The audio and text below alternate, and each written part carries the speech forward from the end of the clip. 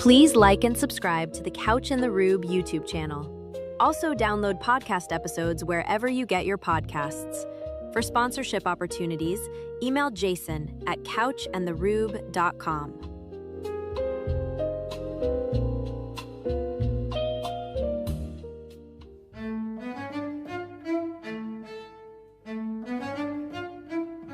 What do you get when you cross a know-it-all newspaper columnist with an awkward, unsophisticated everyman? Yeah. Well, I'm just not sure about that right now.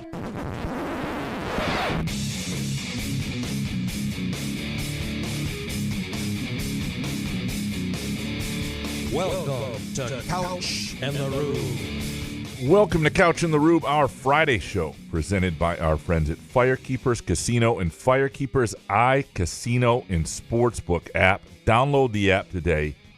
First bet bonus, bet $10, get $50 in free bets when you download the Firekeepers iCasino and Sportsbook app and sign up. They've upgraded their site, much more user-friendly than it was before. I think you'll like it. And if you want the in-house sportsbook experience, just go down to Dacey's Taproom and Sportsbook off I-94 in Battle Creek. No need to go to Vegas. It's better right here. You got the casino floor, the restaurants, everything right behind you, and you got the sportsbook. It's fantastic. If you want the in-house sportsbook experience, you want the dining, you want the casino, it's off I-94 in Battle Creek. Firekeepers Casino. Jason, how you doing, brother?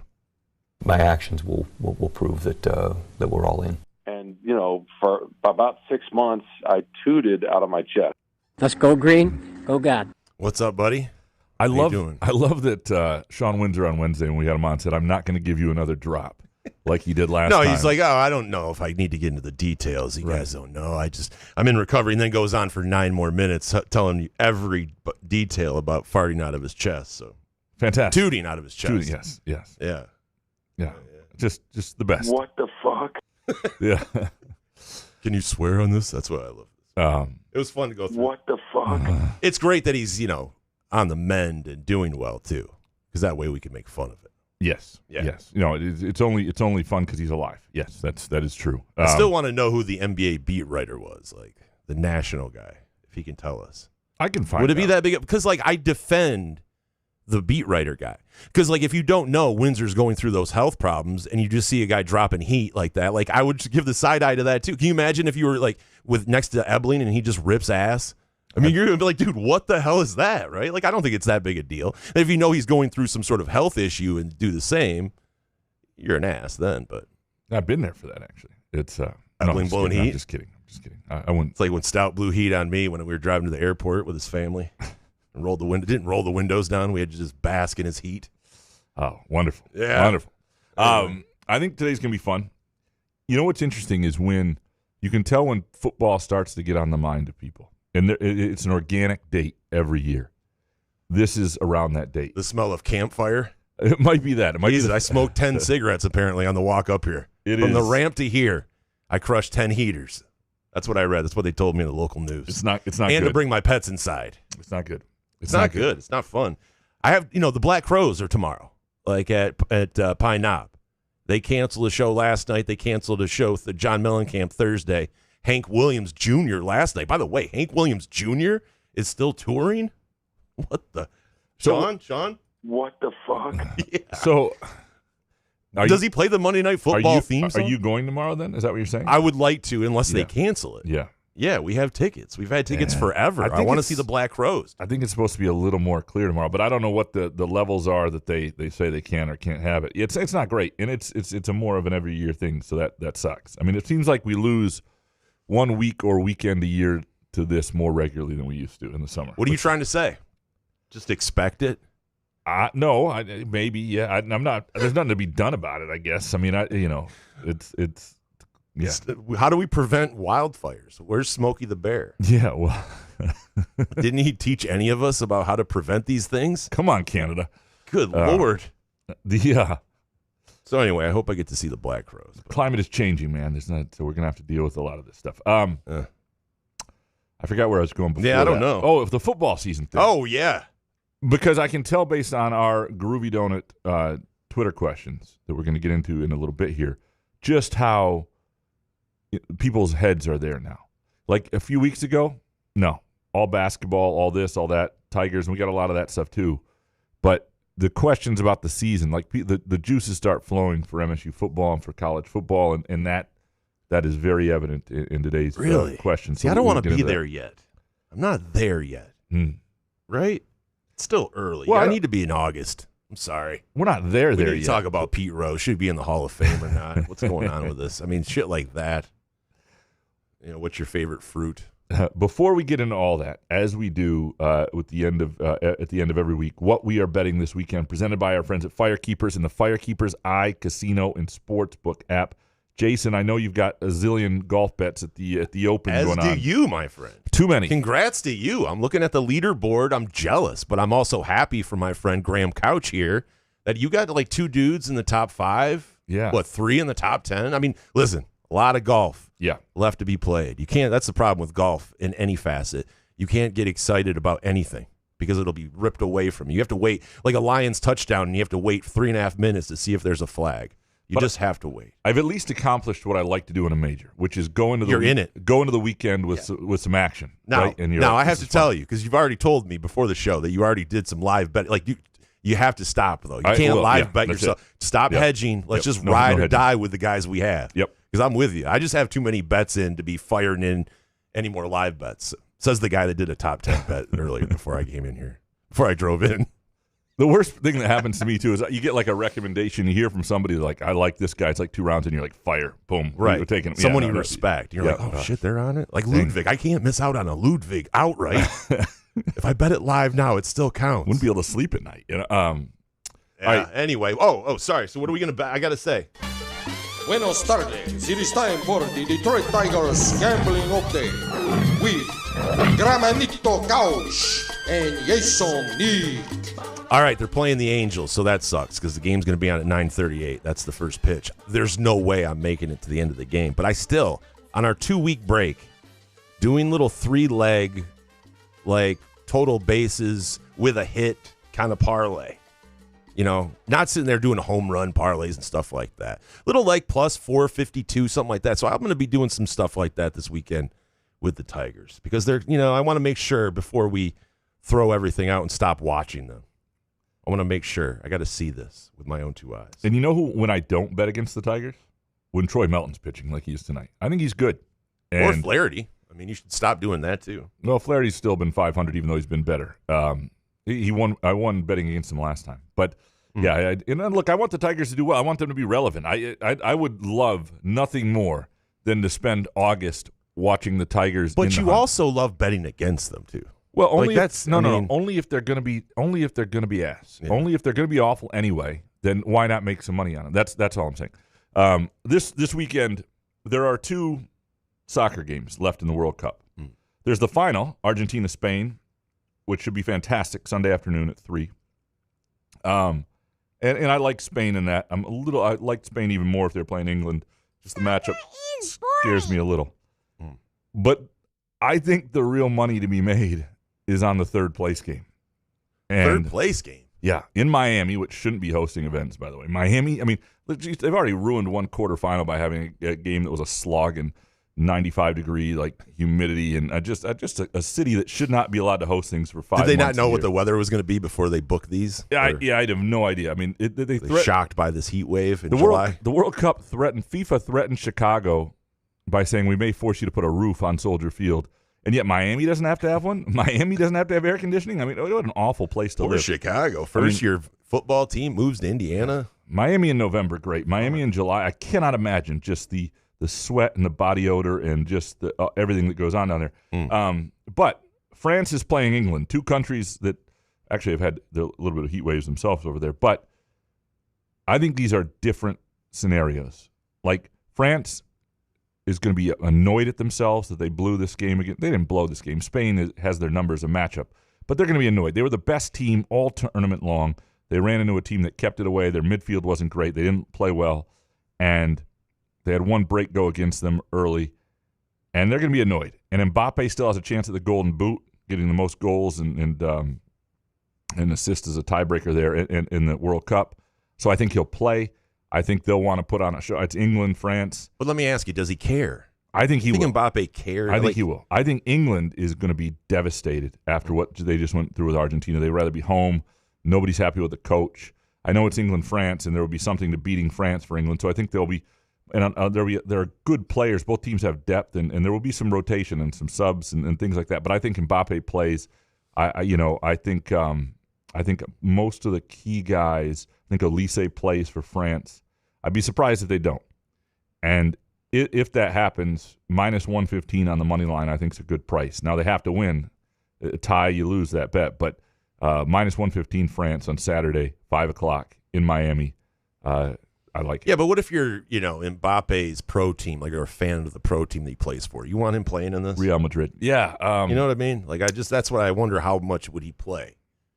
I think he'll play at least till he scores. Because I love soccer. Yeah. Third place game. Yeah, no, it's ridiculous. Goddamn July. We need football so What bad. is this, the like NIT football. in 1986? I mean, yeah. You guys can change the rules of some things. I understand this has probably been in place ever since the World Cup started, but back then when you played for third place, second place, it was like, see? Looky here. Yeah, everybody can get a participation.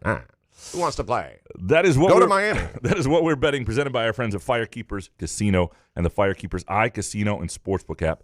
Download the app today. Bet responsibly. Check it out. And again, if you've never bet with them before, you bet $10, you get $50 in free bets. They've got parlay boosts, other cool things going on with the Firekeepers iCasino and Sportsbook app.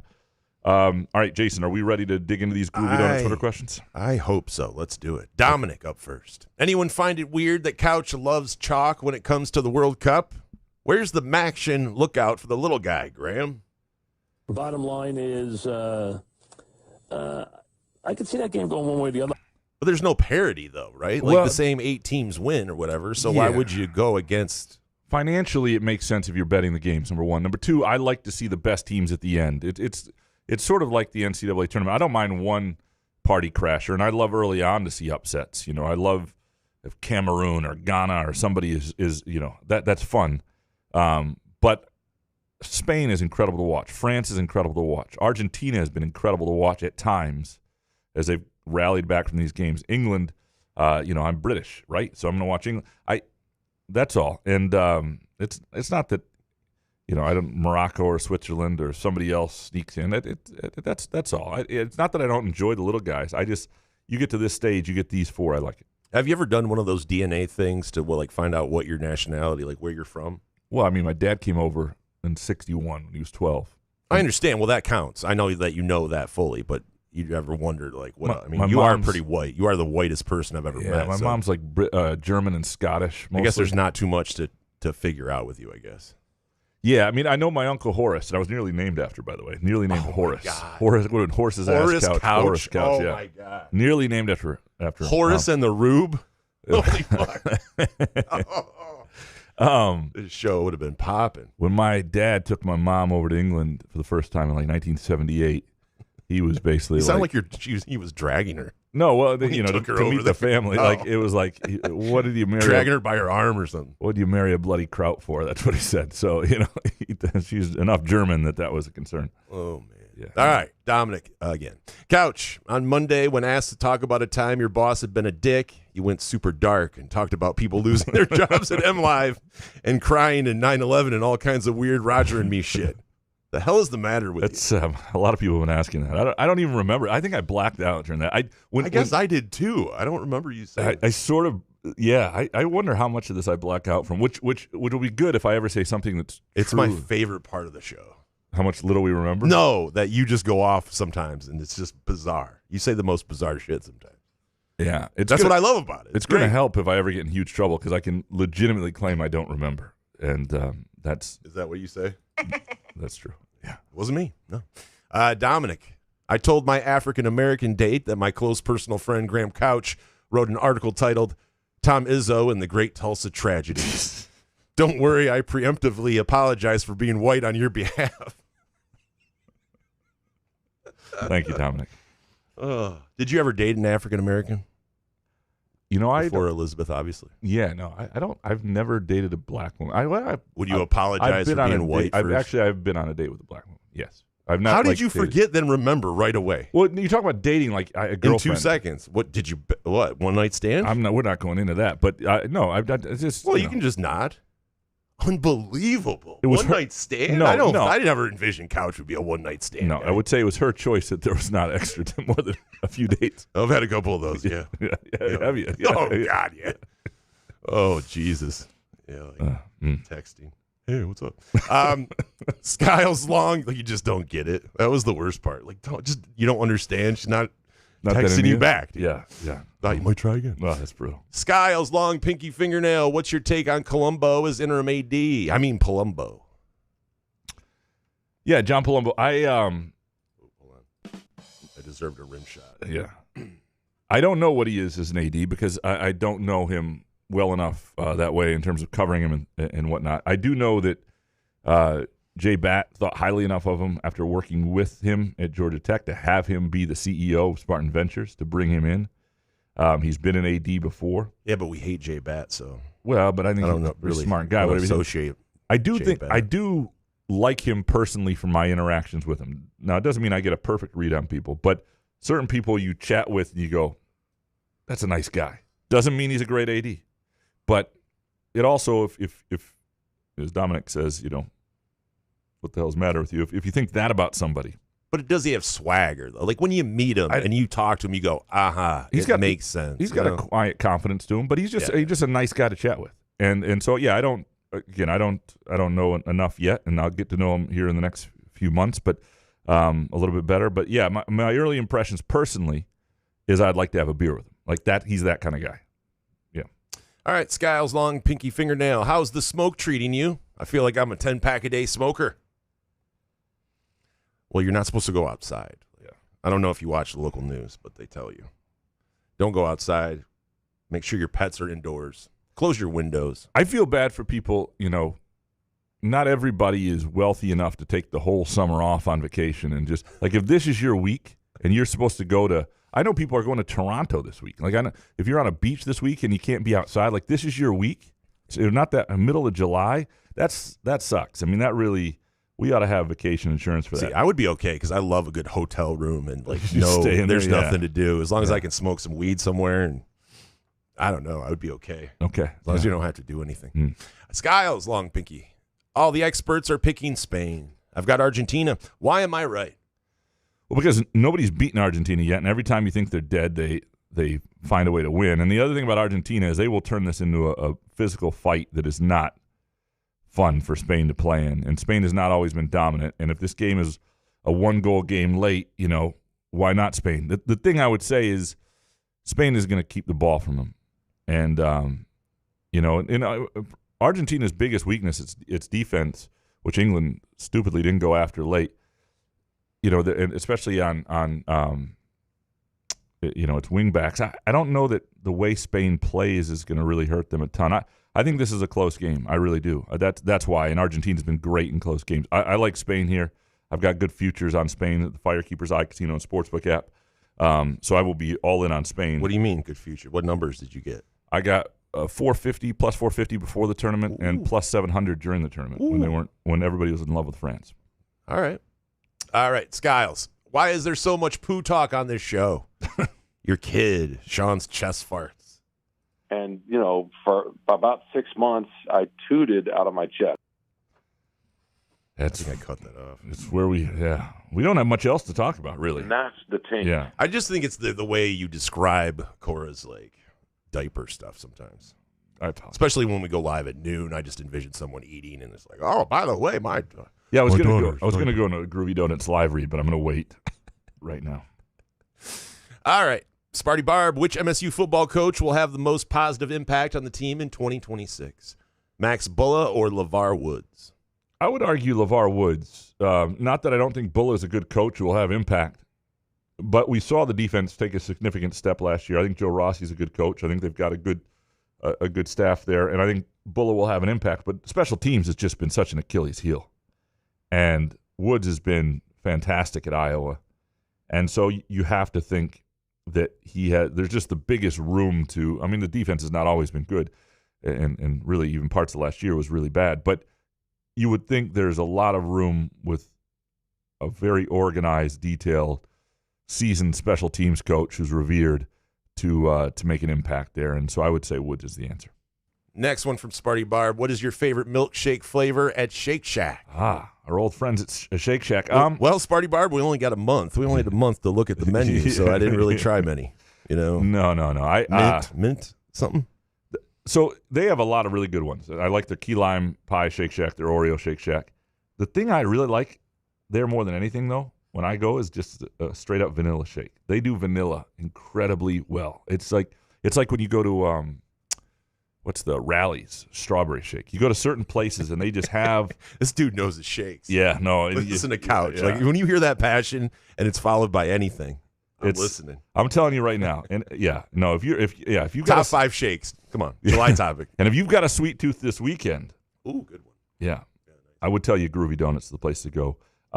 All throughout July, the cherry apple fritter, which Jason has seen me eat, which is I wouldn't say it's a beautiful thing to watch me eat, but it's a beautiful thing to taste yourself. Long John's Bismarck's. They've got this weekend only the cherry mojito donut, which underrated. You'd really like.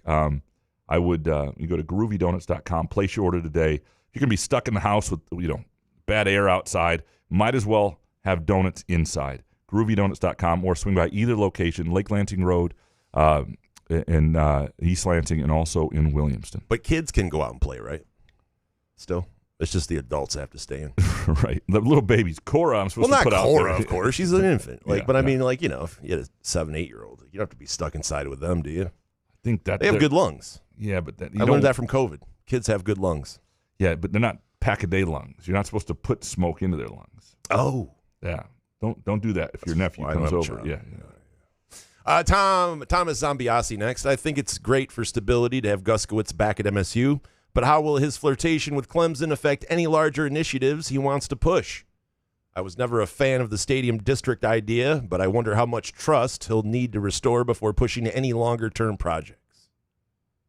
My actions will prove that we're all in. It's a good question, because I think they were, from what I understood, very close to having the stadium district, across the goal line, so to speak, when he announced he was going to leave.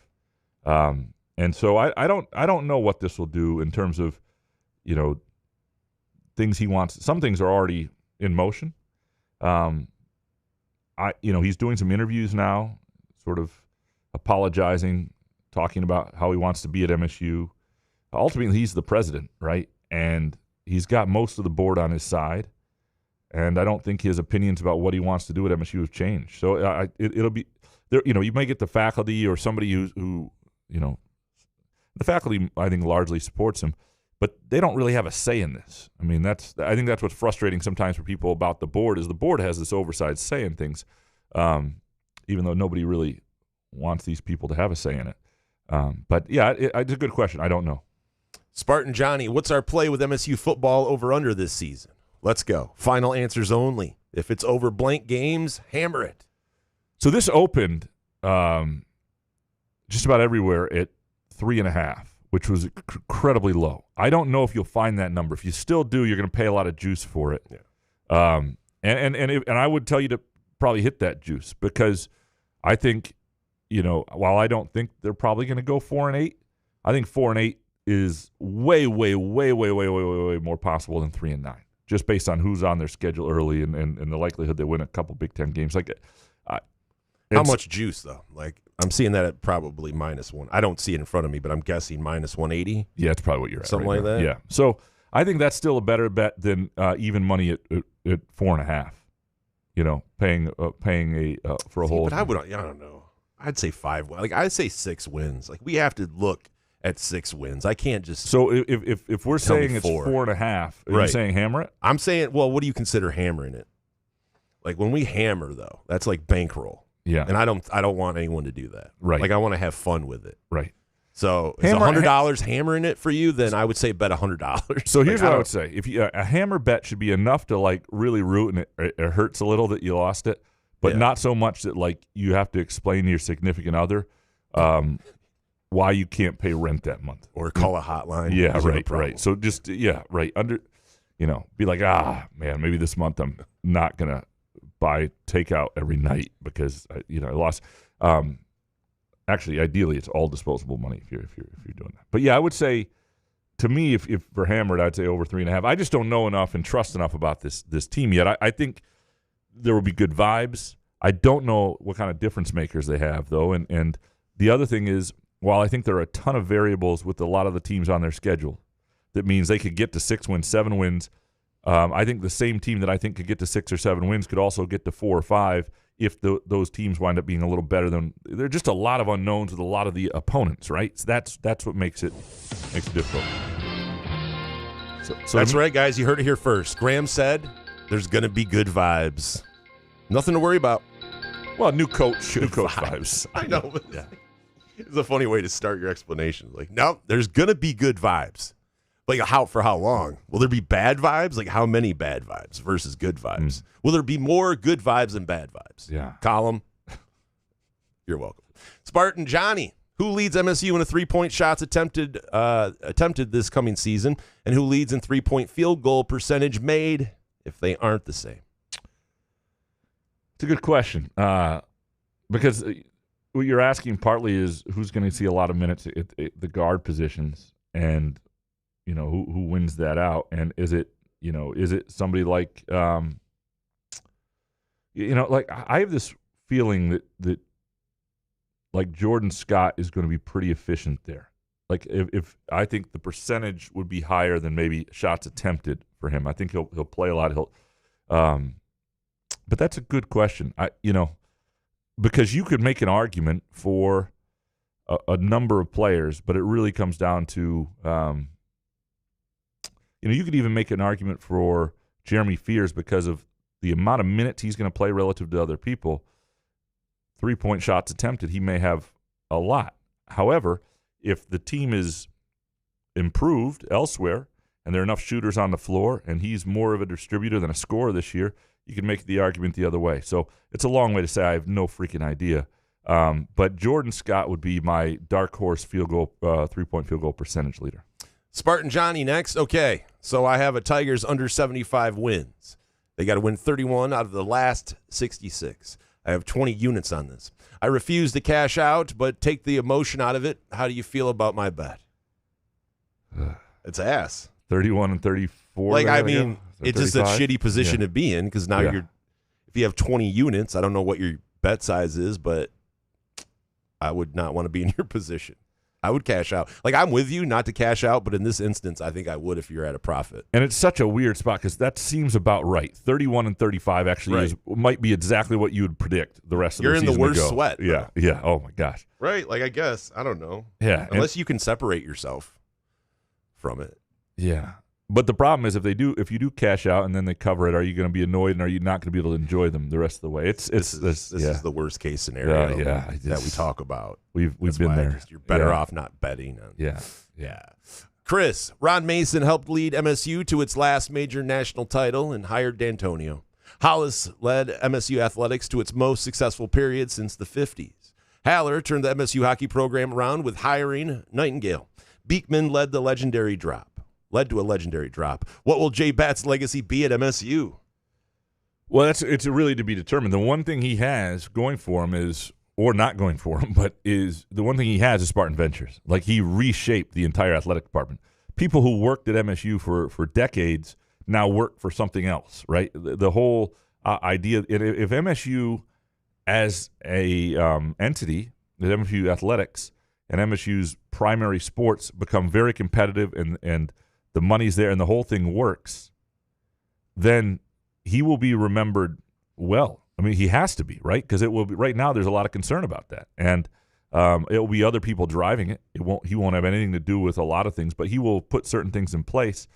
So it's very much to be determined. But as of right now, his legacy is somebody who came in, made big changes, talked a big game and bolted, and again, with the caveat that wasn't entirely his fault. He was hired by somebody who said they were leaving, and he took the job only because of that person.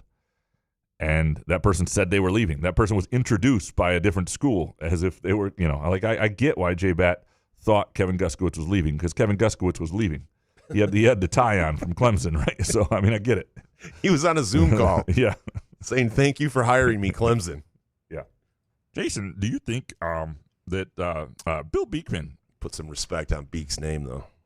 That is a great drop. Frank Vachner next. People need to realize that Steve Yzerman stepping down at this point just means Chris Ilitch is going to promote from within, and the same shit is going to continue.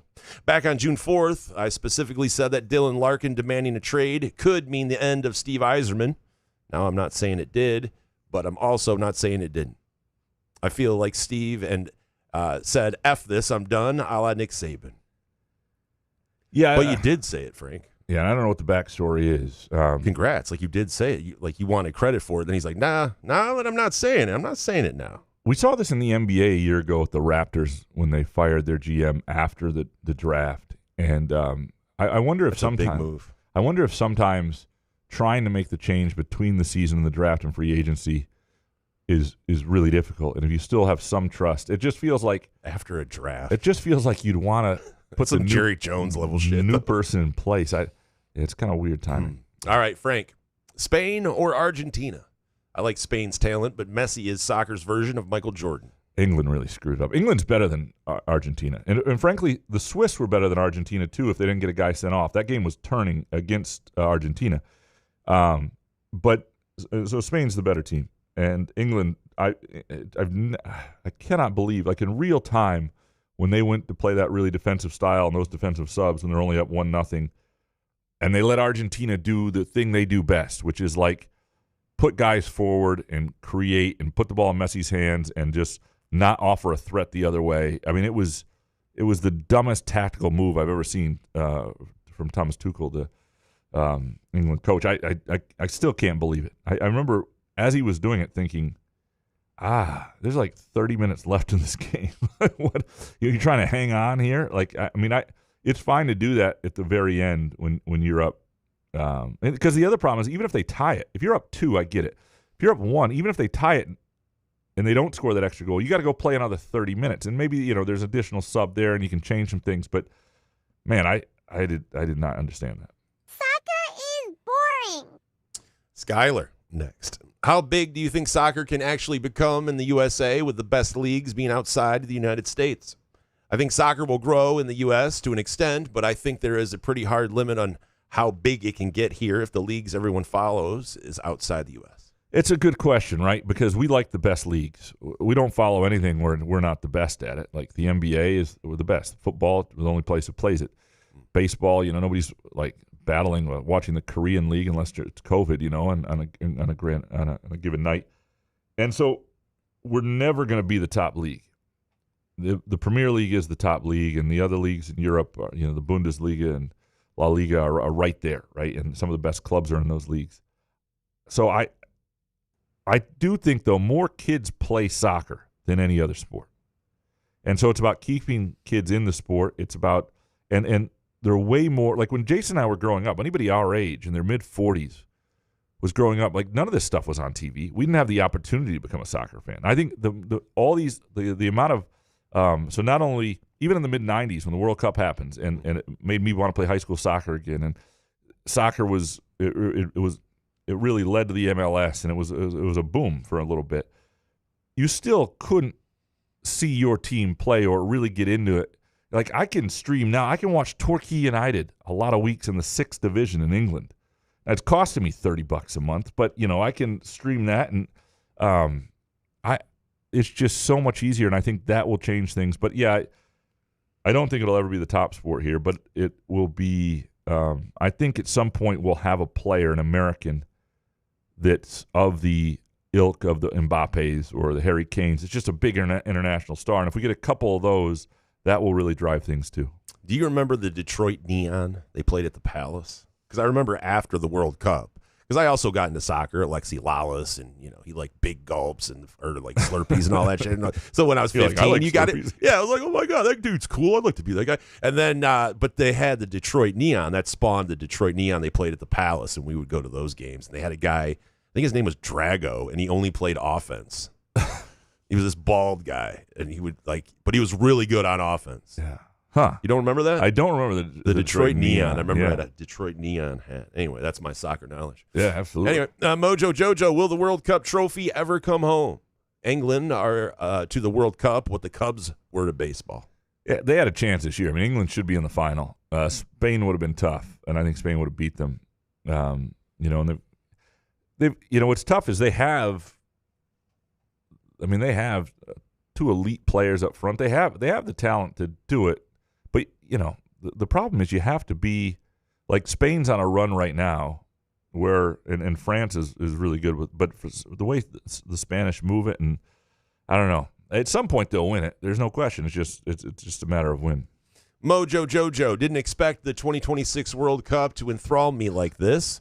Small countries I'd never heard of going toe-to-toe with giants, upsets that felt biblical, every match, history, and geopolitics in 90 minutes. Ted Lasso's back next month. What was y'all's favorite moment of the summer football? Probably it's either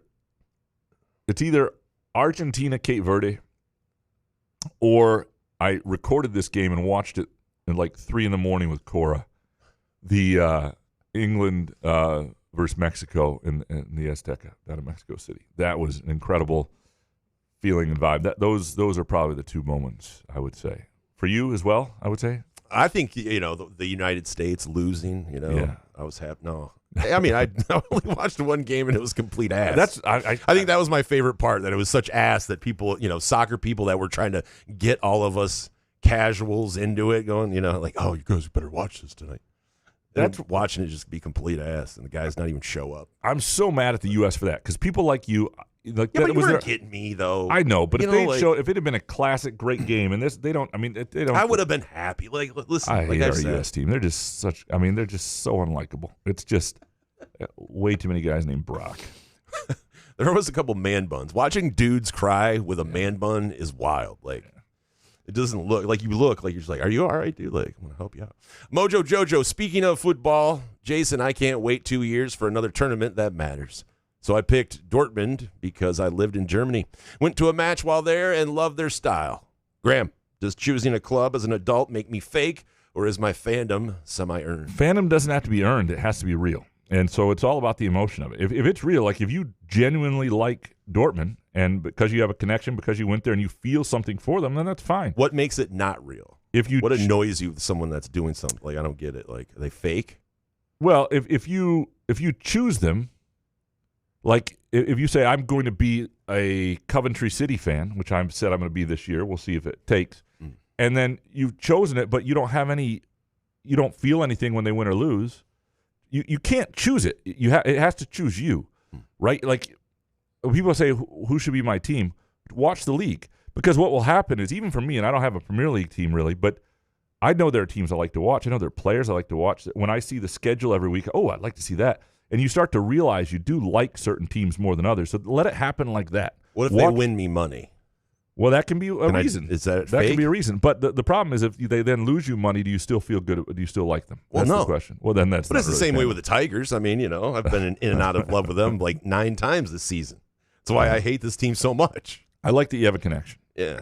Jarrett, what's your worst sports injury? Breaking cartilage in my ankle playing ultimate frisbee for MSU is mine. What's your worst? I mean, I want to give the lead to the athlete over here. I got to say, I've been unscathed. I've been hurt outside of any kind of sporting events, to be honest with you. I've had very few. I think the most painful and dumbest one I've had. Like, I've never broken a bone. I got knocked unconscious by a tennis net in high school. Diving for a drop shot over at St. Joe Park. Just a pair of wraparound Oakleys in the net. I mean, like, it was the first year. It was before they redid all the courts over at Sexton, and like there was one of those nets. You know when the net's like super high and tight, like it didn't have a middle string pull. It was a bad court, and I don't know how. Anyway, it clotheslined me, and I slammed my head into the pavement and got knocked out. So that sucked. That's probably the worst. Explains a lot, to be honest. Yeah, no, I had like 4 concussions before. I never really played even any. Doing what? Football. Leading with your head down, like fell off a bunk bed when I was 8, head first, and on the floor. I've got playing football in the front yard. There's a couple others, at least one more. Is that what you were expecting, Jarrett? Yeah, there you go. Yeah. Matt Salisbury next. Had deviated septum surgery, and I realized I timed it right with golf, seeing how I can't really sleep. Have you guys accidentally timed something like that? Also, they asked why I was there, and I said to get my Kardashian on. It killed with the nurses and doctors. I know, it's like when I wake up from anesthesia and I do the Michael Jackson thing. Like Michael Jackson was right. And then they're like, well, they get confused because they're like, I'm not talking about the child touching. Like, he knew what the medicine to help you sleep. Like, that's, my God. It is the best sleep. It's the best sleep. I don't know if I'd want to do it every night like Michael Jackson did. No, but I do say that when I wake up, and I rarely get any. I mean, when I had my colonoscopy, I remember they told me I didn't have to come back for 10 years, which, by the way, feels a little bit unsafe. But come back with me next year, yeah, because I screwed it up. That's right. And I woke up this time just apologizing because he told me that I screwed it up. I was like, oh shit. But no, I mean, I'm envious because like it was such a good sleep. It was like oh dude, my God, it was incredible. It's unbelievable, and they just turn a switch too. And they give you all that stuff to lose weight. Like you lose like 5-6 pounds right before. It's a great diet, and then you get the great nap. I mean, underrated is the colonoscopy in a lot of ways. It really is. Like I'm telling you guys, do not be scared of this stuff. There's nothing to be scared of. No, really, unless you go to Guatemala and have it done or some third world shit. Don't do that. Yeah, I mean, don't do that. But if you have any reputable doctor in your life, it's really not a big deal. Just go to McLaren. You'll get it done. Just make sure you do the prep right. That's where I screwed up apparently. Matt Salisbury. No, Ralph E. We didn't answer the question. Have you ever timed something right? Like you were out, like I would say this year for me, with the birth of Cora and being off, like it's been incredible to watch Wimbledon every day at 6 a.m. I'm up. This week with the Open being on, I mean, I wish the World Cup had been kind of a different time zone, but like I technically timed being an old guy right because I go to bed at such an early hour. It's not hard to get up for this. Now I'm not getting up at 3 a.m., but I have set my alarm for 5:30 to get up for the Open, which is not hard because I go to bed at like 10 or 10:30. So I guess I timed being an old fart perfectly. Yeah. Ralph E. MSU basketball announced the Tennessee game in Knoxville. Good to have a true away game early. Also, today is Hoff's birthday. Nice. That is birthday, Hoff. Yeah. Even though Couch hates birthdays. I don't hate birthdays. I just don't share mine that much. November 17th in Knoxville. Good early season test. I mean, it's a tough schedule overall, but a true road game early. I think those are always valuable. I think that stuff matters in conference play. I think being tested early matters. I think it helps you with the other big games. And if you win, it's almost a freebie because when you lose a true road game, it will ultimately be a high quad one win. You're not going to be punished for it. And if you win it, it's a win that just carries a ton of weight. I really don't understand why more teams don't schedule that sort of game. And I think it puts your team in difficult situations early and makes them learn things about each other. And that stuff, on the road, it was an exhibition, but it helped Michigan State that they played that game against UConn last year on the road. I mean, they realized we got some issues, and they had to figure some stuff out, and they were a lot better by the time the season, started. Fear Spartans next. The NCAA is facing a lawsuit for the new eligibility rule, not including the 25 and 26 class. Is there still hope for a Carson Cooper return to MSU, or am I just giving myself copium? I mean, I would say never in this day and age, but I have not heard any inkling that but he's give us a coming percentage back. So we don't have to sit there and keep sniffing. Is it it's less than 10%? Less than 5%? What will get interesting is as these lawsuits pile up, right? Does the NCAA just say everybody's welcome to come back? But how late in the game is that? I mean, we're getting to the point you got to register for classes. Teams have allocated their NIL money. You've got freshmen coming in. You only have so many scholarships. Like the whole thing becomes a mess. MSU could scholarship-wise, I think, make it work. But they have their big guy, right? They went out and got Anton Bonk to play that role. Now, would Carson Cooper be better than Bonk? I think he would be. I think he helps them. I think they'd like to have him. I think Cooper is more likely to be in an NBA preseason camp or even overseas. But I think he's got a shot in an NBA, at least being in the preseason, than being at MSU. But again, I have not heard one word about him coming back, of late or anything like that. So But again, there could be conversations that have been had that if this happens or whatever, he would be open to it at this point. But Carson Cooper's got a chance at a really good pro career. I think that. And I think that's probably his path. For your Spartans, which do you think would have led to a more likely title? Healthy 2010 Kalen Lucas or healthy 2014 Keith Apley? This is a good what if. I'm going to say 2010 Kalen Lucas, only for this reason. I think the Final Four was weaker that year. That the Duke beat that Butler team, and look, that was a great Butler team and a hell of a story. And they had 2 NBA guys on the team. It wasn't like there was we thought they were some Cinderella because we don't actually know what we're looking at, right? But I think if Kalen Lucas is healthy, that MSU team wins that national title. And Keith Appling, I mean, it should be Shabazz Napier. Try that again. Does he still go off that day? Yeah, he does. Yeah, right. So the best of MSU was more talented in 2014, more matchup proof at their very best. But I think more likely to win the national title is at 2010 if Lucas is there. Fear, who would be your must-see one-on-one for Michigan State basketball players of all time? If Medlock lives up to the hype, it's got to be Kalen Lucas versus Carlo Medlock for me. Of all time? Yeah, no, I'm going back already further than that. I mean, jumping Johnny Green? Yeah.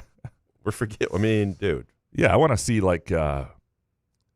Magic posting up Respert, something like that, all time. No, I don't know. It'd be interesting to see what would be the most. Don't tell Ebling this topic because he might start fake basketball one-on-one games. It'd be a whole deal. He'd have a bracket. He'll bring us in a guest At least spot. It would be one-on-one, so it wouldn't, hopefully shorter episodes in 3 hours. Yeah. Ethan Charmella, who's the bigger what if had they stayed healthy? Delvin Rowe or Josh Langford? Delvon Rowe, I think. I mean, it's got to be Rowe. I liked Langford a lot coming in. I thought he was going to be better than he was. And maybe he would have been all right. I mean, he was good when he was at his best, but maybe he would have been better than I imagined. But Delvon Rowe was, a top 6 recruit. And I think who he was when he was being recruited before he had all the knee trouble was, a real difference maker. I don't think. If Langford had that killer instinct, though, he's too nice of a guy. Well, he wasn't quite the shooter that I thought he, I knew he had an old man game, which I really liked. I knew he was that mid-range stuff, but I think if you were like a killer, though, that would have come out with his skill set. I don't know that people ever saw the real Delvon Rowe at MSU. Yeah. Dave Lakin, can you please explain how drafting a Corey makes the Pistons any better than when they drafted Jaden Ivey? They are statistically identical. Ivey led Purdue in scoring, first team all Big Ten. Corey led Stanford in scoring, first team all ACC. Yeah, but they're different people, too. And so I would go back to, first of all, Jaden Ivey doesn't get hurt. Who knows, right? I mean, Jaden Ivey is not the player, not the athlete he was. And he would tell you that. He doesn't explode like he did before the injury a year ago. The other thing with him is, he was always a guy, and I need to be a little careful in how I paint this, but I think I've told the story before.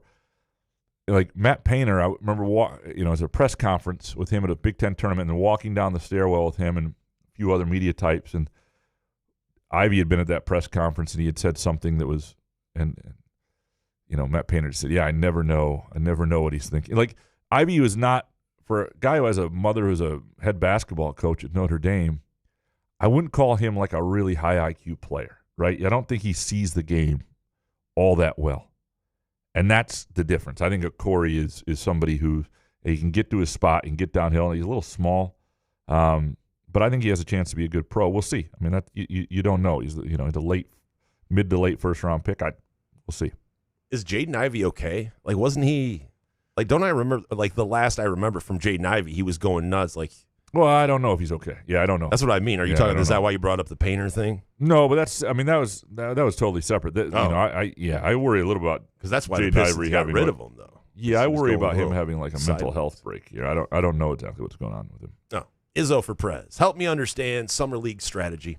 Do teams play mostly guys they think will make a roster, or test fringe guys more? I see Cooper and Kohler are getting some minutes. Akins and Fiddler have gotten less.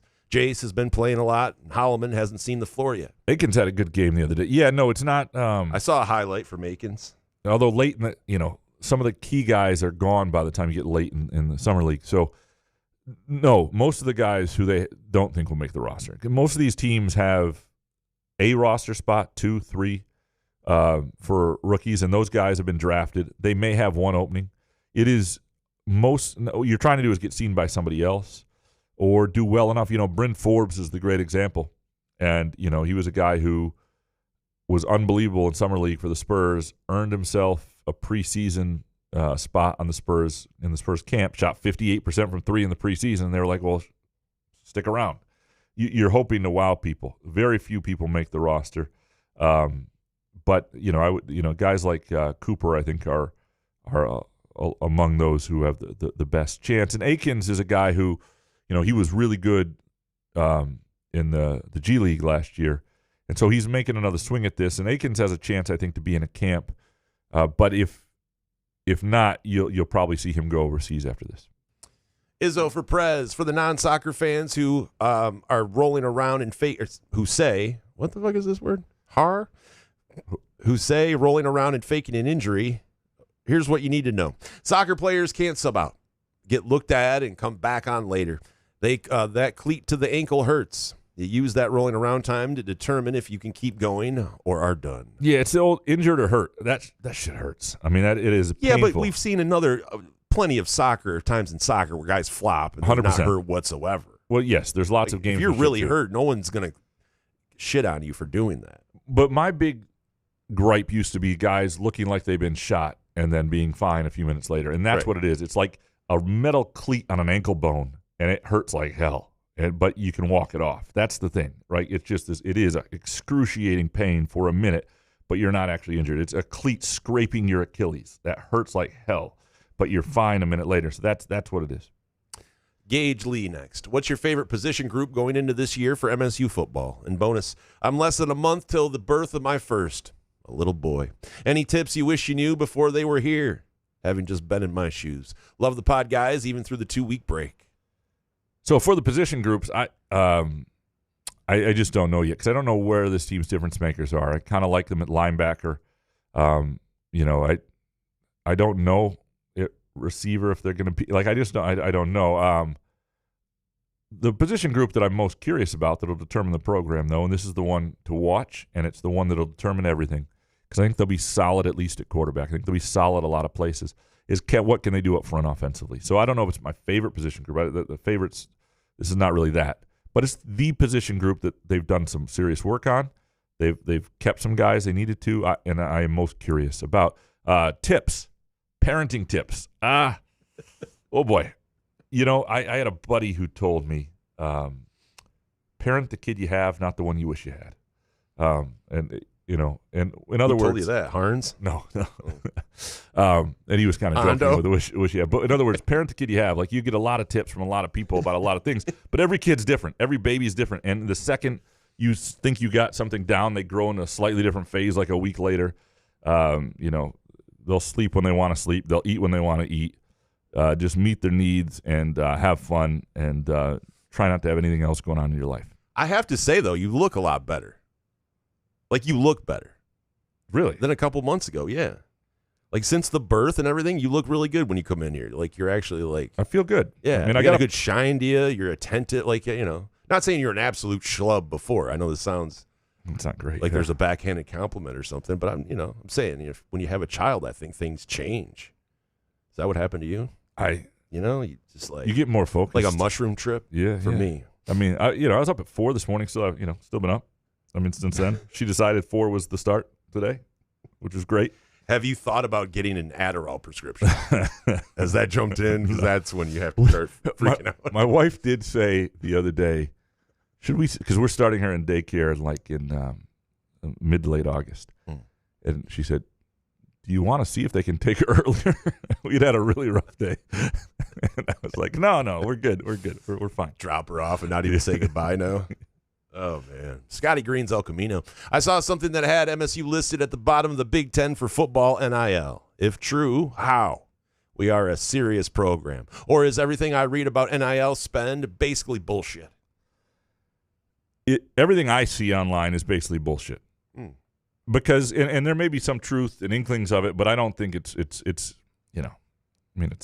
these rankings of who has the most. Sometimes it's really off. Sometimes, there was some stuff about Michigan State basketball having the highest number, and that was their budget. That was their operational budget, not their NIL money. Totally different things, and people get it wrong. I would say new rule with NIL. If you see it on Twitter, don't believe it. And that doesn't mean it's not true, but go find it somewhere else and read it and find the source. Like anything that's there these days, don't believe, other than our Groovy Donut Twitter question. Scotty Green, I live in Indiana, but I'm considering making the trip up to watch some Moneyball games. Is it worth the trip? It can be. Yeah, dude, it's Indiana. I mean, it is a pretty decent drive. So. Yeah. So what I would say is you can pick a week where you get up there and somebody from the MSU team you really want to see is out of town, or a couple of guys aren't there, or the other day when they had to call it off because of the condensation on the floor and the heat. I think more often than not it is worth it. Like the first games this year were incredible. It's probably worth coming up. It's just one of those things you can't guarantee everybody's always going to be there. They usually are. But do you know anyone in the area? Like you could 2 birds, 1 stone, visit somebody. Yeah, just for that, it usually is. I mean, they do a good show there. There's usually good energy to the place. It's usually a lot of fun. The gym's great. The players do a nice job of signing autographs and being, engaging with fans. So usually, I would say yes. David Jackson, I noticed you did not link to Windsor's podcast. Is this to spare us for more blue wall propaganda? No. What the fuck? Welcome to the blue wall. No, I didn't. I can absolutely. I can search it. What is it called? He does it with Elric. Yeah, it's hold on one second. Let me pull up. It's his birthday. It's the he got it. It's the ML Soul of Detroit. Yes, Soul of Detroit, and it's really good. I've listened several times. It's not like an every time listen to me because I only you only have so much time, but every time I've listened, I've been entertained. I think you will be. Sean is really open. Elric is funny on there. They have good chemistry, good banter. Pablo Ciccone, Wednesday's end of show golf betting session was fantastic. Best y'all have ever done. Graham stepping up his tape crushing. Jason on the music. Chef's kiss. I joined as a fill-in for a league that plays at Eagle Eye and Hawk Hollow. It's been awesome. I wish I was consistent. Yeah, we all do. Yeah, it's the thing about golf. Yeah, fuck, dude. But the good shots you hit are why you keep going back. Like if you always sucked, like even me, I don't play that much anymore. When you see someone that duffs it consistently, like you do go like, why would you be out? Like Barkley, right. When Barkley had the yips and was terrible, like why would you ever golf on a regular basis?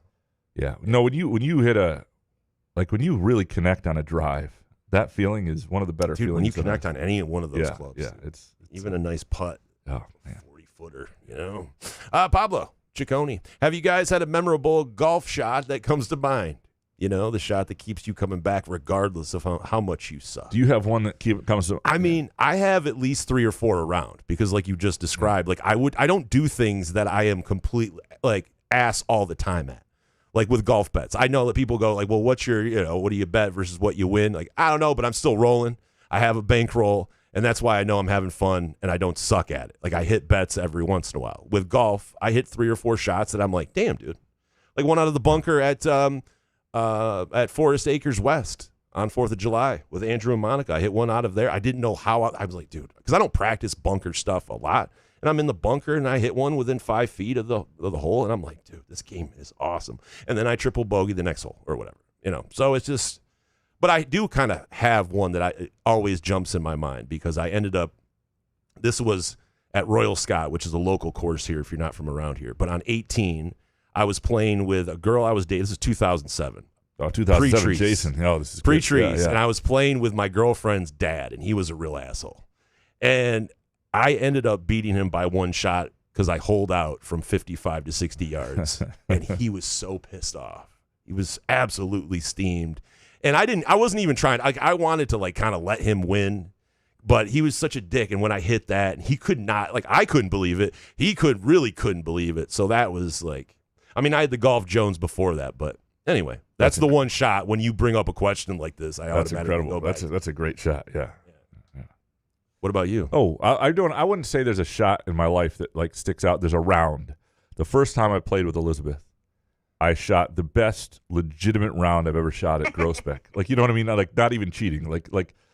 It was. This is some Hallmark shit, right? Yeah, here. it was. And you guys watch way too many. Well, of those she was movies. just riding along too, and like I was just. I was you like, sure this wasn't a dream you had? We've never played together since. She's never played with. And why not? You balled out. Like, why wouldn't you golf all the time? Well, because I don't she golf must be a that good often. luck charm. Yeah, no, it was great. It was unbelievable. It was. I just couldn't. I mean, I shouldn't say I couldn't miss because I wasn't probably that good. But I shot like my best legitimate score, not parenthetical score and all that stuff. By the way, you know what a parenthetical score is? I don't. So parentheses. Yes, I put a parenthetical score next to my actual score because it's what you could have shot. That's how you know your level. Like you can screw it up. Like, oh, I 3-putted. I shouldn't have 3-putted that. Okay, if I had not 3-putted that, what's the score? So then you have your parenthetical scores. Like at my best day or the best luck, this is what I could have had today. So I just like to know that. You keep track of the real score and the parenthetical. See, I don't score. even keep track of any score, so it's easier that way. I don't need parenthetical or real or whatever. Yeah. I just think about the good shots. I think about the couple bad ones I had and what I can do to correct that next time. But anyway, DMB, Rube, let's get 18 in. What are your favorite courses? All right, DMB, let's go. I mean, Hawk Hollow that we mentioned, I love that course, but I honestly, if it's any course like Forest Acres, any courses like, I mean, there's a lot of courses in this area that I love. I mean, we have Woodside by here. It's 13 holes. Because I got to say, I love playing golf, but damn, dude, I don't want to be out there for 5.5 hours. Like, I can play 9. Like, T and I will play 9. That's enough golf for me. I like to practice. I have a little chipping area in the backyard out in Ovid at the tavern. I do that a lot. I love chipping. I love the short game aspect of it. But I got to say, like, the worst part about golf to me is the 5.5 hour rounds. Because I got to say, I'm good for 2.5 hours in pretty much anything. I tell T that. You want me to go to something that's going to be kind of semi-ass? 2.5 hours. After that, I got to go. And that's the same with golf because I love it. But if you're sitting in a cart and it's kind of boring, then I just don't want to do it. But DMB, let's go golf, though, for real. By the way, underrated snack when you're golfing, Groovy Donuts. I'm telling you, little box of donuts. Especially in this heat. Well, yeah. I mean, you don't want things to melt. But well, no, but you need, you got to keep charged. Yeah. Hot donut, eat it. Like, come on, dude. How long does a Groovy Donut last in your hand anyway? Yeah, it's true. Fourth hole, they're all gone. You moved on to other things. But yeah, box of donuts in the back, it's the best. And if you're playing with somebody, especially if you suck and you're going to hold up the group, you bring Groovy Donuts. It's like going to a party, whatever it might be. People will be glad you're there. They'll remember you're there. They'll talk about you bringing donuts, not how much your game sucked. Okay, so groovydonuts.com or swing by either location, Lake Lansing Road in East Lansing or in Williamston. And if you go to groovydonuts.com, you'll see the specials this month. They got Christmas and July stuff. They've had just some incredible stuff this month. The last month they had something that I had that was out of this world. This Black Forest Bismarck. I mean, they've always got new things to try at groovydonuts.com. Couch on Fire. Which tiger or tigers? And you can't say all of them. Would you trade at the deadline? And from the professor, which tiger do you want Harris to trade simply out of spite or hate? Torque? Yeah, but what are we going to get for Torque? Yeah, well, nothing. Some of these guys, right? Yeah. Like, I'd just rather you not be on the team or in the lineup. But he's not like Jahmai Jones. I mean, only with the bases loaded, which where he's hitting, he's kind of like needs to be a good bases loaded guy. But, I just don't want to give away a guy for like 12 cents on the dollar. I don't know. I would tell him you're not coming back next year, so don't play with any pressure. And anytime there's more than 2 runners on, we're going to pinch hit for you. But otherwise, you're in. Yeah. So I would trade Scooble, though. Like, if he's not, I don't know. I'm just kind of fed up with the whole thing. And I would trade Mize. I don't think he's ever going to be healthy. And I think there's probably a little more value there. I think there's a little bit. I'm willing to, I would like to keep Mize. Because I think I'm hoping that injury stuff's behind him. Because that's the biggest fear. You trade him, he goes to his next team, balls out. Yeah. Yeah. All right, Couch on Fire. Will the Wings ever recover their mojo or doomed to continue their long slide? Well, Chris Ilitch is the owner, so we're going to continue that slide. I think. I hate the hard cap in hockey. I hate how hard it is to build, how hard it is to retain. There are a lot of things I don't like about it. And I understand that it has to be for hockey to Well, how do some of these teams do it? The Panthers, how do they do it? It's a good question. How do you stay relevant like that? Let's copy that. Yeah. Professor GC, have you read Cora, My First Male Thigh Guide yet? We're starting with a little more like brown bear, and things like that. Dude, how old will we be in 15 years? Don't talk about it. How old are we going to be? Are we going to be doing the podcast? Don't talk about it. Yeah. Oh, dude. Couch with a 15-year-old daughter. Holy shit. Shep, who would lay down the most epic chest fart? Hondo, Fred Heumann, Bill Beekman, or Ebling? Seriously. Glad Sean is okay. He seems like a great dude.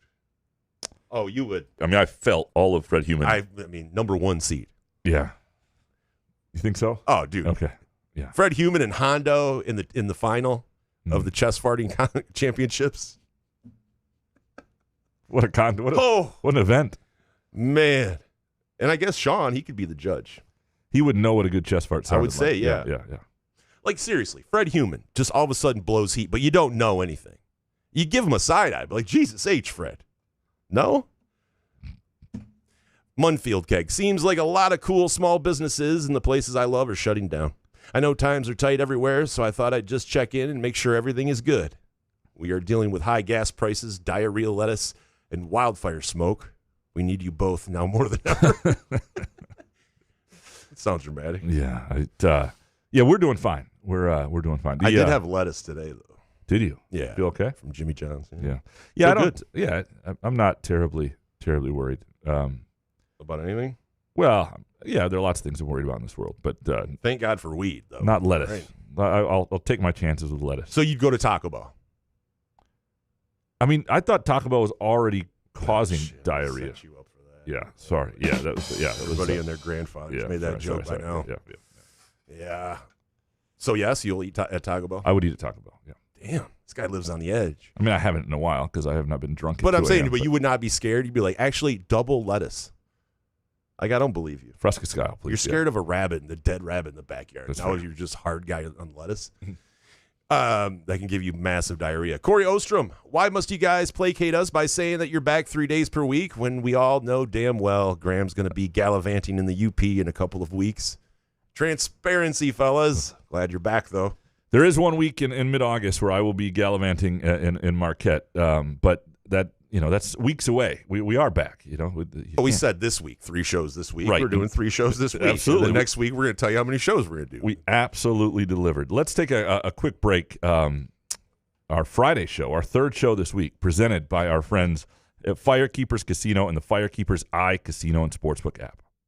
Come enjoy irresistible, award-winning, handcrafted donuts and locally roasted coffee at Groovy Donuts. Surprise your family or coworkers with special holiday designs and flavors, or put the perfect finishing touch on an event with a custom order. Birthdays, weddings, gender reveals, our friends at Groovy Donuts are your answer. Experience the Groovy Donuts difference for yourself on Lake Lansing Road in East Lansing or in Williamston. Get more information or place an order at groovydonuts.com. Where else can you cheer on your team? Enjoy a mouth-watering burger or savory sushi. Sip on handcrafted cocktails or one of 46 beers on tap. Take your game day or date night to Cask & Company Kitchen Bar or Front 43 Neighborhood Pub near Frandor. 2 amazing places with 1 awesome blended modern American Asian menu. Catch the game on one of 30 60-inch TVs or stop in for the all-you-can-eat lunch buffet.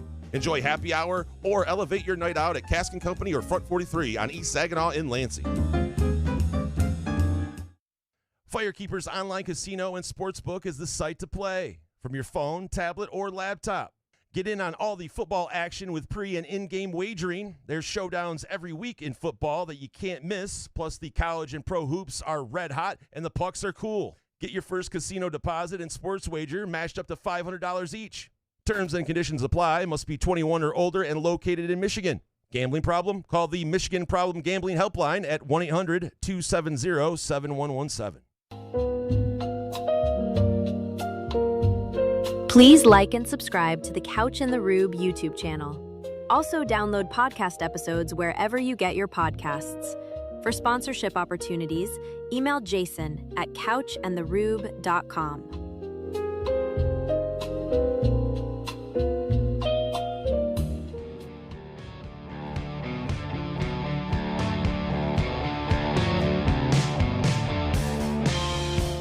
Couch in the Rube, our Friday show presented by our friends at Firekeepers Casino and Firekeepers iCasino and Sportsbook app. Download the app today. Bet responsibly, but bet whatever games you want. World Cup Finals, World Cup third place game, the Open, the Tigers. You want football futures, football season right around the corner. A great time to download the Firekeepers iCasino and Sportsbook app. All right, back to your Groovy Donut Twitter questions. Corey Ostrom, should the Tigers trade Skubal? Yes. But it should be to buy a bat, not prospects. I'm pushing back on Graham's assertion that bats are hard to come by because so are back-to-back Cy Young winners that aren't 30 years old yet. Trade Mize if you can't get a bat for Scoobs and sign him. And from Gruff Sparty, is the best Sparty, the Athletic reports the Tigers are going to be buyers at the deadline. Who should they get? Or if not a specific person, what type of player should they pick up? You want a player who's under contract and control, who can be an impact player down the road if you're going to buy. If you're going to buy, you're not doing – like, I don't have a problem being a buyer because there's no salary cap. I don't like the idea that every time a team sucks, they have to be a seller. But to me, if you're going to buy, you're not buying for this push this year only. It needs to be somebody who's on next year's roster on team control, and that's non-negotiable. And maybe it's a bullpen arm who will be part of that because that's been an issue this year and next year. And ideally it's a bat, but like it just has to be somebody who's productive, who at a position of need, who's under team control a year from now. And, with this trading Skubal, it's just if we knew that he wanted to re-sign here, which I know that he says he does, but we're not going to offer him what he needs. I just don't want to lose him for nothing. Yeah. And I just don't see watching this team so far through this All-Star break, so far this year, I just don't think they're going to do anything in the playoffs without adding. I guess if you can get something for Mize, if there's a deal that looks attractive, I guess I wouldn't be opposed to Mize. I would like to keep Mize, but I mean, it's the bullpen. We need bullpen help, right? Yeah. So anyway, and what they really need in the bullpen is they really need they've had closers that they've had a good bullpen with a lot of the same guys at times, but they don't have a lot of swing and miss. They don't have a guy at the back end, and those guys are hard to get, by the way. But they don't last for. I mean, look at Alex Lang and guys like that. It's like they come in, throw hard for a little bit, and then they're ass. Bullpens are hard to maintain year over year. Yeah. Gruff Sparty is the best Sparty. What's the buzz on MSU football over the last few weeks? I haven't heard anything. Yeah, well, there is. I mean, this is July, so there is. I mean, there should be no buzz. I mean, there. Said you were feeling buzz before the beginning of the show. I'm feeling buzz from fans that are that's buzz. Curious. Yeah, that's the buzz, I would say. The buzz is people are starting, as they do every year, no matter what the situation is. It's football season. We wait all year for this stuff, right? It's almost depressing. It would be depressing when it's over if it wasn't so long. Like the one thing that college football and the NFL have managed to do by having a college national championship game on January 20th and a Super Bowl in freaking April is by the time it ends, you're like, okay, we can. I'm okay. I'm okay with it being done for now. It didn't used to be that way. It used to be like, it's only 4 months. We got to wait another 8. But you wait all year for football season. It's exciting. We love it. Sparty Advisor, the thing that irks me most is Michigan always having their nose in the air, the leaders and the best. BS, when in reality, they've run a renegade program for decades. The coaches who've had success, for the most part, have done so while running afoul of whatever rules were in place at the time. And Sparty Advisor had a list of there are quite a few coaches in their past, right? Basketball and football that you go, okay, there's some stuff there. But that's a lot of programs too. I just think the big thing at Michigan is that their shit stinks like everybody else. And often they've acted like it doesn't. And that's all. And they're just no. For about 6 months, I tooted out of my chest. Yeah.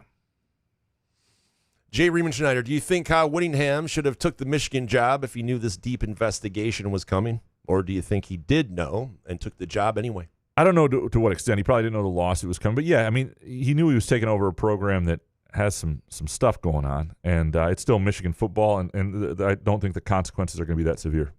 Jay Riemenschneider, what is the difference in the MSU trustees and Michigan regents? Is it just a different title for the same occupation? Pretty much title, yeah. You call it what you want to call it. They're both elected by the public. But, again, in both cases, we don't know who they are. So they're elected. They're elected out of ignorance.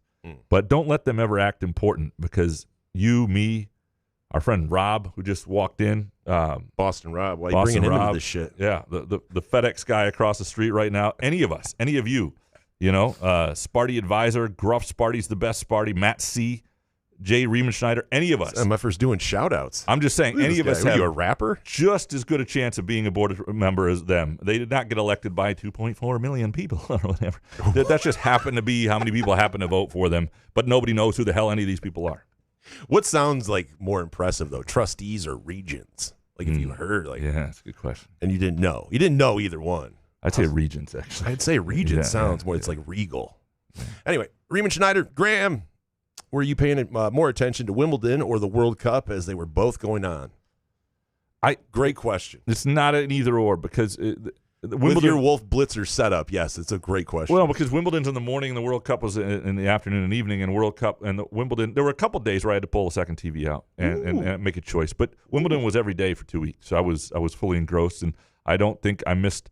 I tried not to miss a World Cup game unless there were family obligations. Fart soup. Have you seen that white Norwegian guy who claims to have grown up in the slums of Mumbai? He's very overweight and speaks with a thick Indian accent. Wild. Please forgo Jay Riemenschneider's questions and Google this guy instead. Why didn't you send me a link, dude? I want to see this guy. Is this TikTok or something? I don't want to do TikTok. Yeah.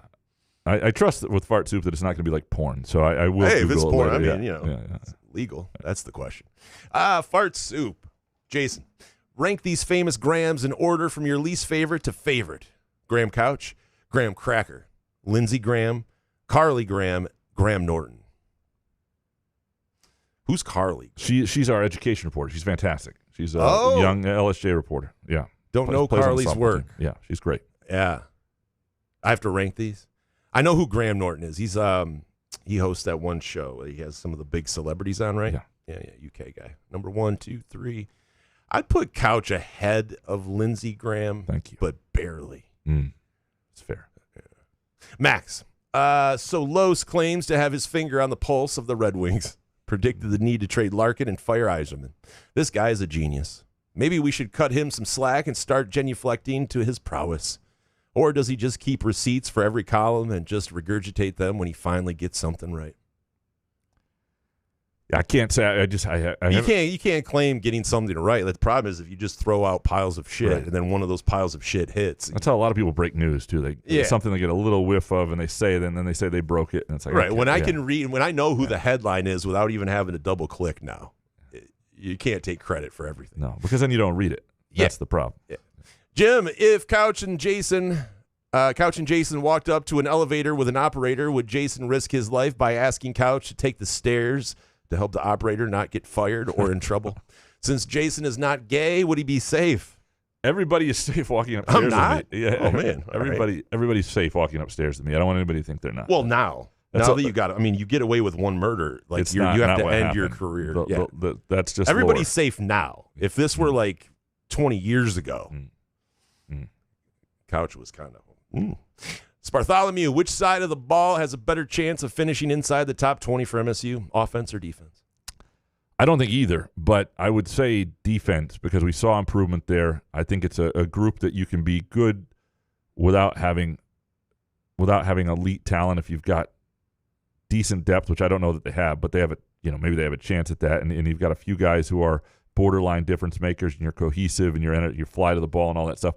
Offensively, it's not that this isn't a knock on Milivojevic or anybody. Like I just don't know if they have the playmakers, and we haven't seen the offensive line. Like the idea that they would be a top 20 offense, there's going to have to be somebody there really break out and that we just don't expect. I mean, I think the offense has almost no shot at that unless I don't see something here, which is very possible. But the defense would have a better chance of that. Spartholomew, did Jason hate the colostomy bag story, or are farts funny again? What the fuck? I mean, Sean telling his story because I had no idea what was coming. I knew Sean had some sort of illness. I don't ask questions on that thing. When someone wants to tell it, they'll tell it like he did. So it was funny. It was just why I wasn't ready for it. Yeah. And then when he said like, I don't want to get in any details, and then gives every detail for the next 9 minutes. Yeah, I mean, that stuff's funny. I don't know. I'm getting old, and fart stuff isn't funny to me anymore. I don't know what happened, but yeah, that was funny stuff. The Windsor's Chest Toots of Southern Maine next. For you both, if you were picking the Final Four of the World Cup based on this year's teams, based on how hot their fan bases are, who are your teams? Well, Brazil's in there. for sure. Or are we talking the players, the fans, right? How they're hot their fan bases are. Yeah. Oh, nope. Graham's talking about players. Yeah.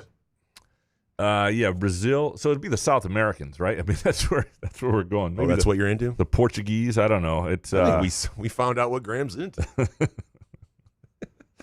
Wait a second. The Brazilians.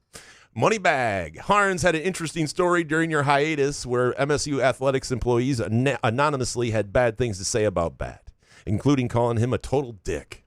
Is that just sour grapes about how things ended, or was that a feeling throughout his time here? See, I haven't read that yet.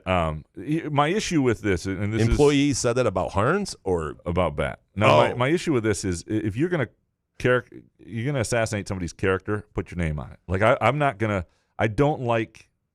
And I'm not questioning that somebody legitimately said that, and Harns, talked to somebody in athletics. I'm not questioning that. I'm just saying I don't think you should give people a platform without their name. There are lots of reasons for anonymous sources.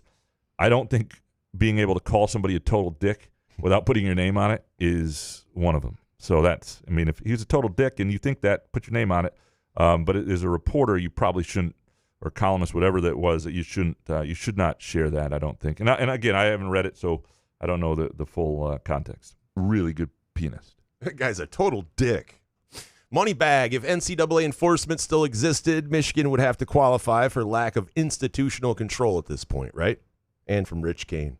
Hearing Sean Windsor talk about Michigan's lack of humility, wow, what a newsflash. Is there any chance everything coming to light with this latest in a long line of Michigan scandals takes a few chunks out of that blue wall? Well, the blue wall. You are getting some pretty heavy coverage on it right now, and so I don't know. Will Mitch weigh in? I don't know. It's man, we've been waiting. I got to be careful. Yeah. What is Mitch going to say? Yeah. No. Yeah, I don't know. It's a good question. If this was 15 years ago, I mean, Michigan's been in trouble before, and I don't.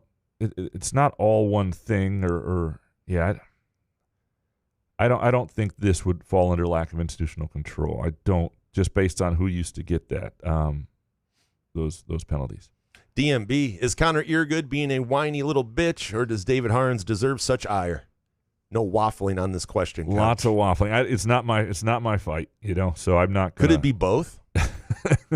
Is there a possibility that Harns deserves it and Eargood's a whiny little bitch? I'm not. I'll let them have their own beef. It's the best. It's really not a fight if someone has you blocked, though. Is it? If one person is just swinging and the other person has their hand on your head. Now I'm picturing that with. David Witcher next. Did Couch listen to Spiro's evidence that was shared with him about Corum's knowledge of the LLC? I've talked to Justin about this before. He's he's not alone in being adamant about the situation with Corum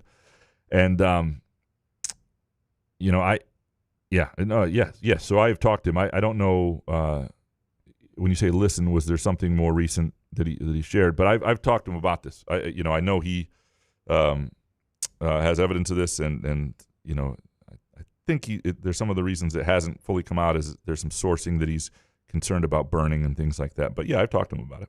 Sparty guy next. Did they ever catch the Fears shooter? Or what was the conclusion to that story? Don't be a green wall. They have not caught the Fears shooter, and I don't think they're going to, because I don't think people are talking. So there's that. Yeah. Tea leaves. Yeah. Ken Chu. Is anyone surprised it's Taco Bell that's causing explosive diarrhea? Kenny Chu. Hey. No. Yeah. It's fitting. But Couch isn't scared. I'm not scared. Ken Chu, what will emerge when the smoke clears? A massive statue of Hondo at Thornton Stadium. Farting out of his chest. Your ego. Why is an Upper Deck jerk guy on the show? We'd have to reveal his identity. The whole. Oh, you mean like in studio? Yeah. You can't do that. Because he's actually Nolan. Nolan, the intern, yeah. It's Izzo. And Izzo doesn't want people to know. It would be amazing if it was Izzo. It would be great. It would be. It's the American way. Except America has gotten soft. Hans Jason, a friend of mine, just went to rehab for the 4th time due to alcohol. Any suggestions? Should he try medical marijuana? Hans, it's tough because everyone is different. Like, you have to just, like, I don't know. I feel like I'm just such a different case. And to say, because some people sit there and they kick booze and they're just completely sober, and that's what they're into, and they get into the sober life. Like, I just have never been into that sober lifestyle. Like, I use marijuana medicinally, though. Like, the high is for certain times in the evening, but sometimes you have to use it for other things that will, anxiety or depression and shit like that. Because I did it the doctor way. And they jam you up with all those prescriptions, and I hated it. And I finally kicked those. That was almost as big as alcohol to me, as kicking all the prescriptions I had and the anxiety and depression meds that brought me down to such terrible levels. So, like I said, but I wanted to quit booze. Like, it was just easy. I was going to lose everything. I was going to die. I was going to, lose my wife and everything. So it was easier for me to quit. So it's hard to say with someone who has gone back to rehab that many times what they should try. I'd be more than willing to share what happened with me and all those things, but to say, hey, man, just try medical marijuana. I mean, I don't know. I don't know if that would help that person. So, anyway. Hans, this wildfire smoke blows. I'm 54, and this used to never happen. How do we make this shit stop happening? Also, what is the meaning of life? Yeah, I from what I understand, they're treating fires differently in Canada, and they don't do certain things. I don't know. It does seem like they don't put them out. Yeah, it does seem like how do you say that? Well, no, they just have massive, and they have massive.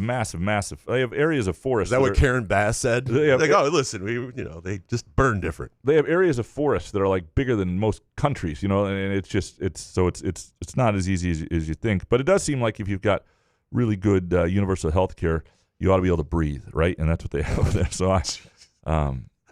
I don't. It's the climate is changing, and that's why this stuff's happening. But there are other ways probably around it. What am I answering? I don't know what the fuck I'm talking about. It made sense. Thank you. Till the end. Yeah. Hans Jurgen, proud for pound or pound for pound? Should More pound evil. Yeah. You want to answer these just right off each Sure. one? Okay. Yep. Notre Dame or Go Blow? Who is more evil? Pound for pound. I don't think evil's too strong a word for both. Michigan it is. The Emperor or Darth Vader? Darth Vader. I'll take that. Stalin or Chairman Mao? Good guys, both. Misunderstood. Celtics or the Lakers? More evil. Yeah. The Lakers, probably, because lats.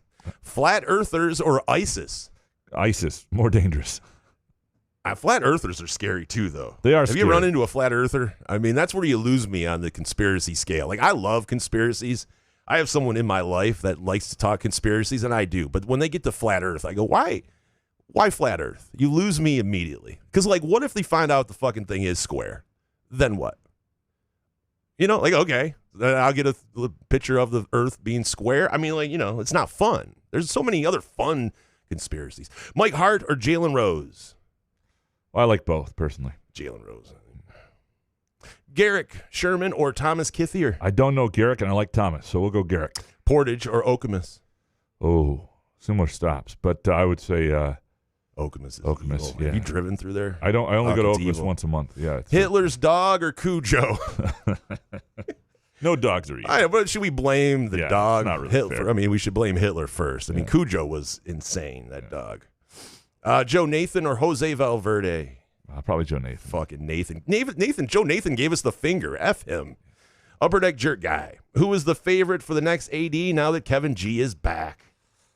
No idea. But you probably, if you had to put odds and you were actually setting odds on the Firekeeper's iCasino and Sportsbook, you would do it starting with like the sitting interim AD, right? It'd be John Palumbo. What about Jason? Do you think Beekman would be like 20-1. You'd have Hollis at like 8-1. You'd have Palumbo at like 3-1. You'd have that sort of thing. Yeah. Upper Deck Jerk Guy. Should I get Ozempic or just get cyclosparasis and save money? I don't want to Google it because I'm going to get ads for it. What is that? Cyclosparasis. That's the freaking thing that's giving everybody diarrhea. Oh, that's the what lettuce. it's called. Okay, yeah. Just do Jesus. that. Sorry. Does this guy not watch the news? You really do check out when you have time off. Well, and there's just... It's the baby. It's unfortunate. She takes up most of my time. Fair enough. Well done. Jerk Guy, can you sell me on Coventry City FC? Good story. Club coming back, to the Premier League. It's a place that was bombed in World War II. It's not that big a town. I like their uniforms. I like their, I think they're, they almost made it a year early. They're going to have a real hard time, I think, trying to stay up, and it'll be fun to watch them to do so. So you're looking for a team that's going to be near the bottom, that's fighting a relegation battle, and I think they're going to be likable in a cool town. Sold. There you go. Jerk Guy, really only seeing 4 wins this fall for Spartan football. Can you convince me otherwise?